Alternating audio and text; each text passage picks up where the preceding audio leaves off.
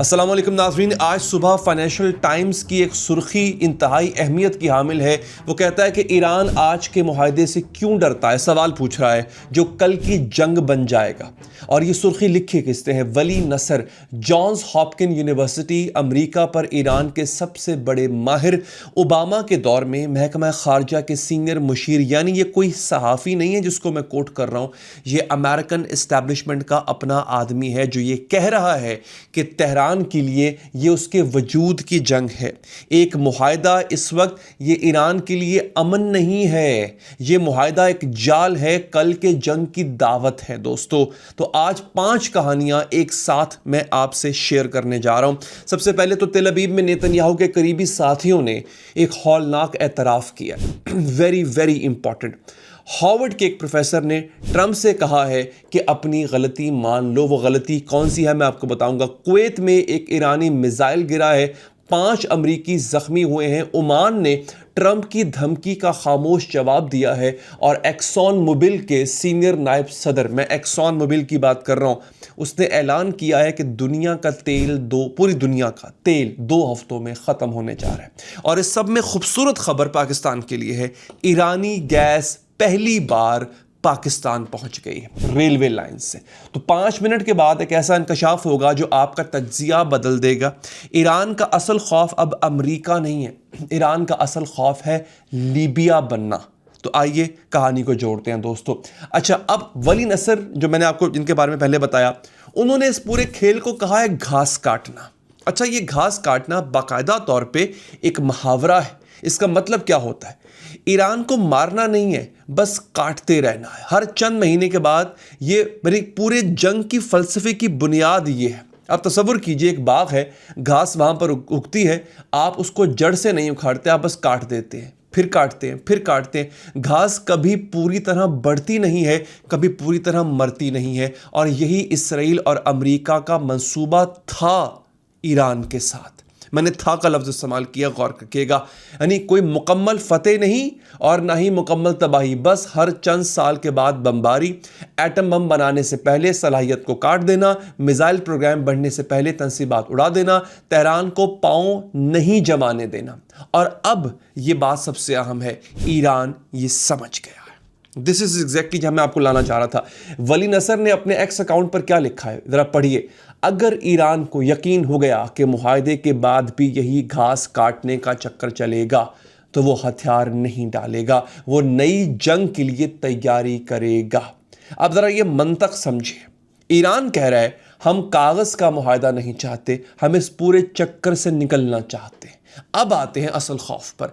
Business today को दिए गए इंटरव्यू में नसर ने एक हौलनाक मंजर पेश किया।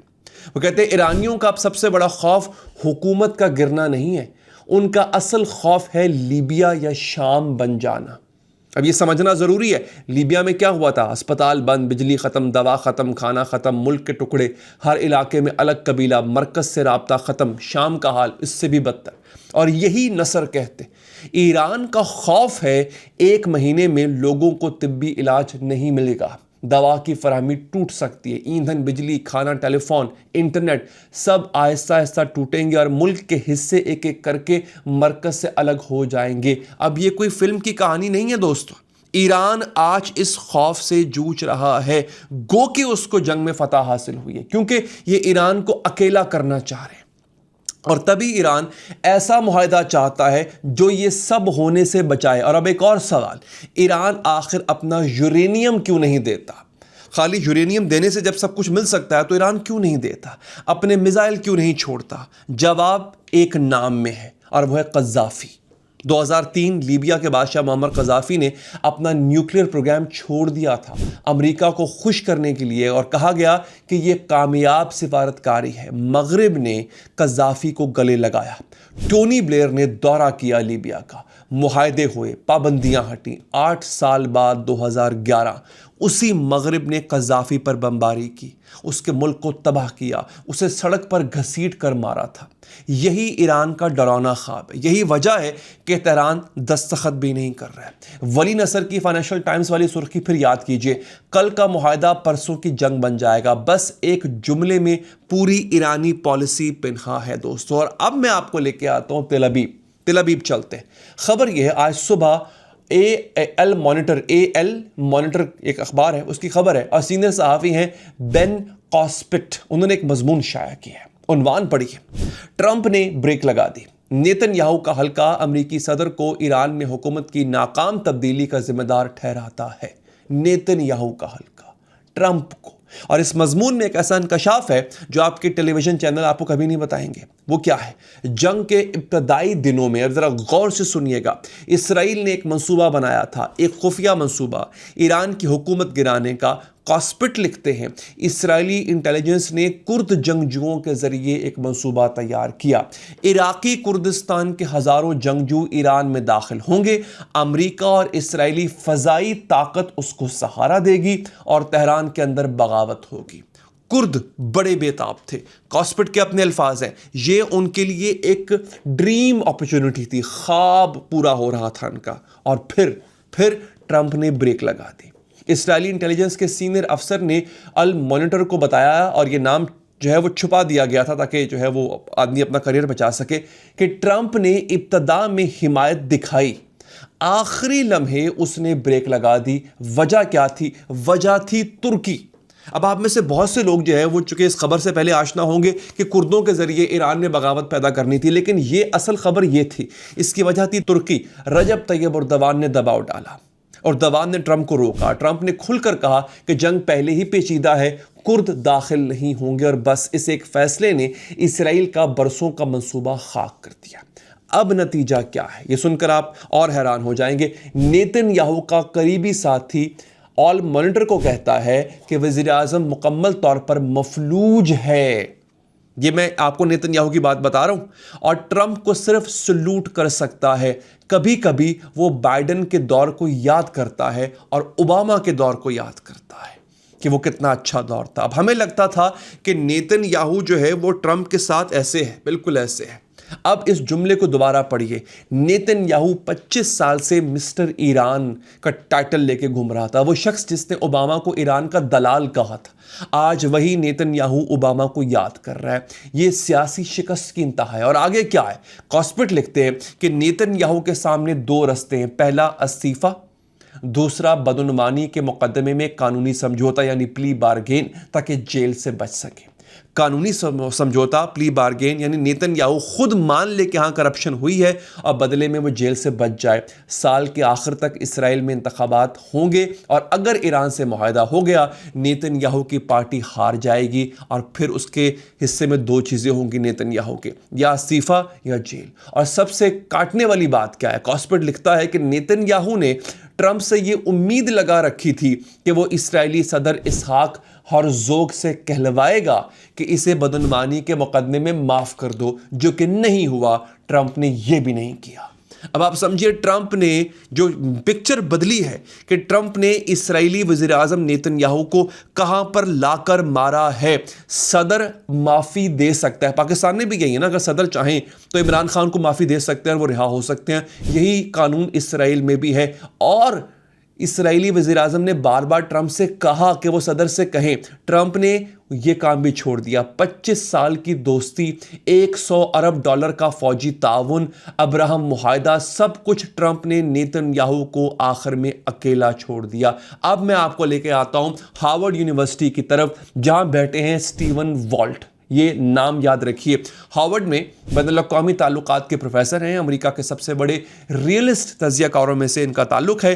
फॉरेन पॉलिसी मैगजीन के कॉलम निगार हैं और आज 28 मई को उन्होंने एक तूफ़ानी मजमून शाया किया। दोस्तों, उन्वान इसका ये है, ट्रंप को बस अपनी गलती मान लेनी चाहिए। अब अल्फाज सुनिए, ये एक हार्वर्ड प्रोफेसर अपने मुल्क के सदर के बारे में कह रहा है। जिस भी शख्स का IQ 3 हिंसों का है, वो समझ सकता है कि इसराइल और अमेरिका ने इस जंग को शुरू करके एक भयानक गलती की।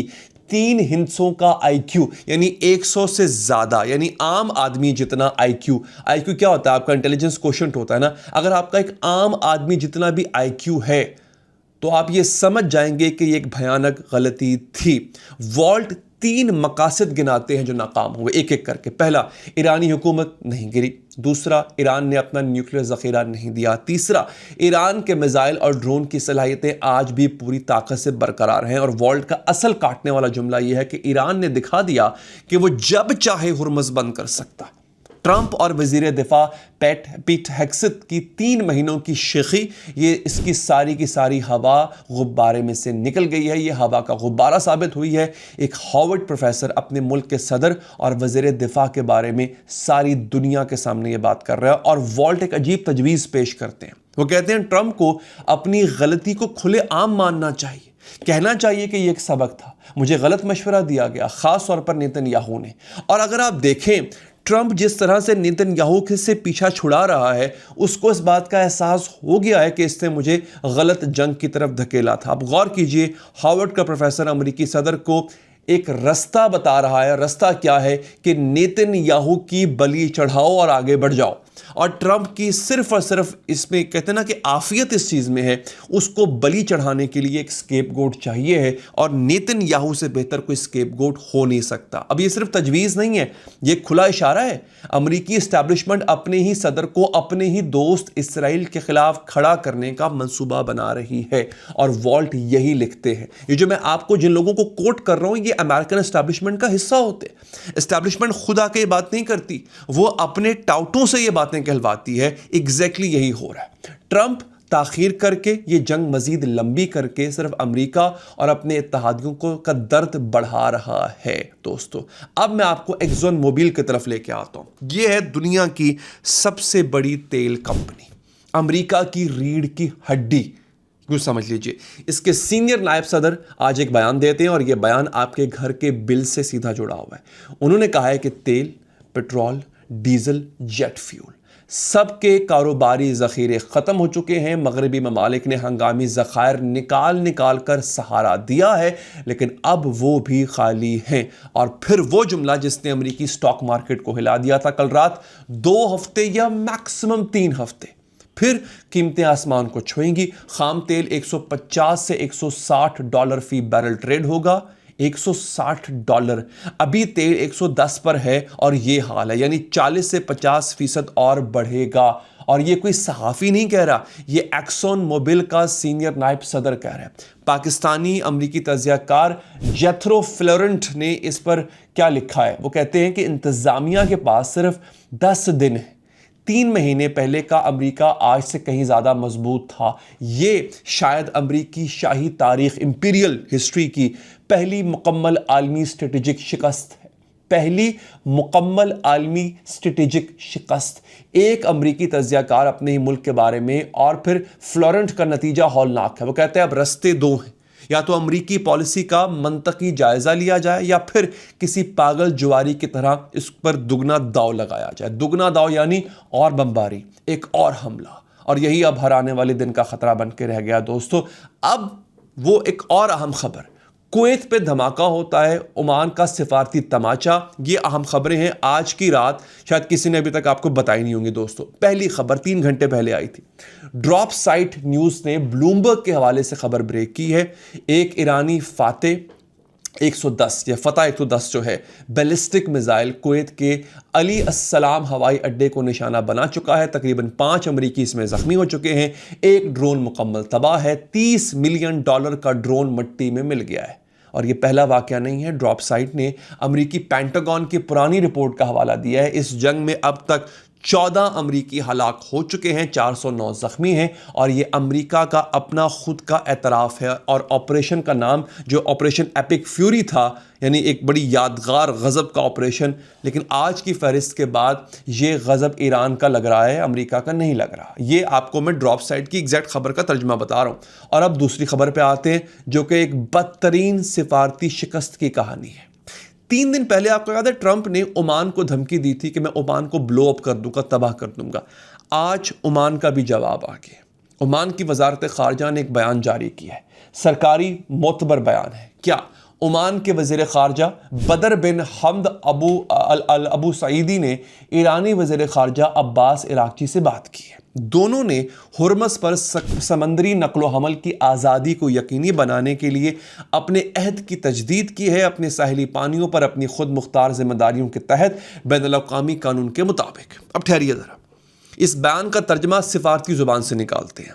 ओमान कह रहा है ये समंदर हमारा है भाई और ईरान का है, बैनुल-अक़वामी नहीं है। ट्रंप गलत कह रहा है। मारियो नौफल ने इसका तज्जिया किया और वो ये जुमला याद रखने वाला है, जो मुल्क हकीकतन डरता है बमबारी की धमकी से, वो हदफ के साथ ताउन और सख्ती नहीं करता है। अब समझ आई? मैं बताता हूँ। ट्रंप ने ओमान को तबाह करने की धमकी दी थी। ओमान ने जवाब में ईरान से करीबी ताउन का ऐलान किया। यह है सिफारती तमाचा, और ये बड़ा खूबसूरत, बड़ा बावकार लेकिन सख्त तमाचा था दोस्तों। यानी ओमान ने बता दिया है कि मैं ईरान के साथ हूं और हुर्मज़ मेरा इलाका है और इस पर किसी और की इजारादारी नहीं है। ये था वो सिफारती तरीका। और अब आपकी, मेरी, हम सब की रोज़ी की बात करते हैं दोस्तों। 3 घंटे पहले एक बहुत खूबसूरत खबर आती है। पाकिस्तानी सहाफ़ी हैं अली के चिश्ती, उन्होंने एक्स पर आके लिखा है कि ईरान ने पाकिस्तान को एलपीजी गैस की पहली खेप पहुंचाई है, रेलवे के खुसूसी टैंकरों से अमरीकी इस्तस्ना के साथ। ये मामूली खबर नहीं है, इसमें 2 चीज़ें अहम थी, क्या बल्कि 3 चीज़ें अहम थी। गैस पाकिस्तान पहुंची है, रेलवे के ज़रिए पहुंची, यानी हुर्मज़ का कोई लेना देना नहीं है इससे, और अमरीकी इस्तस्ना के साथ, यानी अमरीका के इल्म में है। ये पाकिस्तान की तवानाई की पहली बड़ी कामयाबी। ईरानी गैस जो दहाइयों से बंद थी वो आज पहुंची है रेलवे से और अमेरिका की मंजूरी से। एक पत्थर से 2 निशाने भाई। पहला, पाकिस्तान ने ईरान अमेरिका मुज़ाकरात कराए। दूसरा, अपने लिए गैस का बंदोबस्त किया, इजाज़त दी। और अब आपकी मोटरसाइकिल, आपके घर का सिलेंडर, आपके कारखाने, सब में ये ईरानी गैस आने वाले हफ्तों में अपना असर दिखाएगी। दुनिया तेल के पीछे रुल रही होगी, वहाँ पे प्लांट्स बंद हो रहे होंगे, और आपका जो प्लांट है, आपकी जो मैन्युफैक्चरिंग है, वो ईरानी सस्ती गैस पर चल रही होगी दोस्तों। ये है पाकिस्तान के लिए सबसे बड़ी खुशी की खबर, ये है सबसे बड़ी जीत। अब अल्लाह करे बिजली की कीमतें और तेल की कीमतें भी कम हो जाएं। अब हम बात करते हैं हमारे हिंदुस्तानी भाइयों की तरफ, क्योंकि हमें बहुत बड़ी तादाद में जो है वो हिंदुस्तानी भाई भी देखते हैं। देखिए, हिंदुस्तान दुनिया का तीसरा सबसे बड़ा तेल का दरामद कुनंदा है। 30% तेल हुर्मज़ से गुजरता है। एक्सॉन मोबिल की पेशगोई के मुताबिक तेल $160 पर गया तो रुपए पर दबाव बढ़ेगा, महंगाई बढ़ेगी, आपके घर का बजट बिगड़ेगा। और पाकिस्तान ने कदम उठाया है, ईरानी गैस ईरान से ली। हिंदुस्तान क्या करेगा? याद है आपको, 1 दहाई पहले का Iran Pakistan Hindustan gas pipeline मंसूबा, जिसे अमन पाइपलाइन भी कहा गया था, अमरीकी दबाव की वजह से हिंदुस्तान पीछे हट गया था। शायद आज इस नई सूरत हाल में वक्त है उस फैसले को दोबारा सोचने का। हमारा और आपका मुकद्दर जो है वो मुश्तरक है। हुर्मुज़ का तेल, ईरान की गैस, ये सिर्फ बाजार की चीज़ें नहीं है, ये आप यूँ कह लें कि हमारे घर वालों का किचन है, हमारे बच्चों की स्कूल की फीस है, हमारे माँ बाप की दवा की कहानी। और अब ये कहानी जो है वो हुर्मुज़ में लिखी जा रही है दोस्तों। तो आज की रात का खुलासा 3 जुमलों में करूंगा। पहली हकीकत ये कि ईरान का असल खौफ अमेरिका नहीं, लीबिया बन। वली नसर का जुमला याद रखिएगा, कल का मुआहदा परसों की जंग बन जाएगा। दूसरी अहम चीज़, नेतन्याहू टूट चुका है, अपने ही साथियों की जुबानी मफलूज हो चुका है और ट्रंप ने भी उसको छोड़ दिया है। 25 साल की दोस्ती एक रात में ख़त्म हुई है। तीसरी हकीकत, एक्सॉन मोबिल कह रहा है कि तेल 2 हफ्तों में $160 और एक अमरीकी तज्जियाकार कह रहा है कि यह अमरीकी तारीख की पहली आलमी स्ट्रेटेजिक शिकस्त है। और एक सवाल यहाँ पर यह है, अगर दुनिया की सबसे बड़ी ताकत अपना 200 साल पुराना दोस्त ओमान हाथ से खो रही है, अपना सबसे करीबी इत्तेहादी नेतन्याहू टूटता देख रही है, अपना तेल 2 हफ्तों में ख़त्म कर रही है और अपने फ़ौजी कुवैत में खो रही है, तो वो बड़ी ताकत है भी या नहीं? सवाल है। पाकिस्तान, हिंदुस्तान, ईरान, ओमान, तुर्की, ये सब वो ममालिक हैं जिन्हें तारीख़ ने बार बार सिखाया कि बड़ी ताकत के सामने झुक जाना है, अपने कद का कत्ल करना है। और आज ये सब ममालिक एक नई कहानी लिख रहे हैं साथ मिलकर दोस्तों। अल्लाह ताला हर कमज़ोर को ताकत दे और हर धमकाने वाले को आईना दिखाए जिसमें उसको अपना असल कद नज़र आए दोस्तों। अगर ये वीडियो, और यकीनी तौर पे मुझे उम्मीद है कि ये वीडियो आपको पसंद आई होगी, आपने चैनल को लाजमी सब्सक्राइब करना है, वीडियो को लाइक कीजिए। इससे क्या है, वीडियो का जो रेशो है देखे जाने की वो बढ़ती है ताकि और लोग देख सकें। आप लाइक का बटन दबा दीजिए। और हाँ, अगर आप मुझसे लाइव बात करना चाहते हैं तो फेसबुक पर आपने सिर्फ पेज को फॉलो नहीं करना, आपने फेसबुक पेज को सब्सक्राइब भी करना है, क्योंकि वहां पर मैं लाइव भी आता हूं और फिर हम लाइव कॉल्स लेते हैं। वो कॉल्स बड़ी मजेदार होती हैं, लाइव कॉल्स ली जाएंगी, आपसे बात की जाएंगी, आपके तज्जियों को फिर मैं अपने कंटेंट में शामिल करता हूं, स्क्रिप्ट का हिस्सा बनाता हूं नाज़रीन। तो अपना बहुत बहुत ख्याल रखिए नाज़रीन, इंशाल्लाह आपसे मुलाकात होगी हमारी अगली वीडियो में। अल्लाह ने के पान।